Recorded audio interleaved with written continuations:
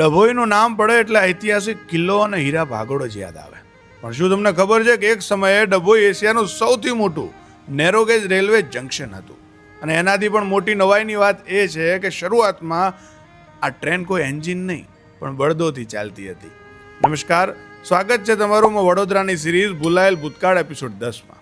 જી હા, 1862નો એ સમય જ્યારે ભારતમાં રેલવેની નવી જ શરૂઆત હતી. ત્યારે દીર્ઘદ્રષ્ટા મહારાજા ખંડેરાવ ગાયકવાડે કપાસના વેપાર માટે ડભોઈથી મિયાગાંવ વચ્ચે ભારતની સૌપ્રથમ માત્ર 2 ફૂટ 6 ઇંચની નેરોગેજ લાઇન નાખી હતી, જેને નામ અપાયું ગાયકવાડ બરોડા સ્ટેટ રેલવે. શરૂઆતમાં ટ્રેનના ડબ્બા બળદો દ્વારા પાટા પર ખેંચવામાં આવતા. ત્યારબાદ 1873માં પહેલી વાર વરાળથી ચાલતું સ્ટીમ એન્જિન લાવવામાં આવ્યું.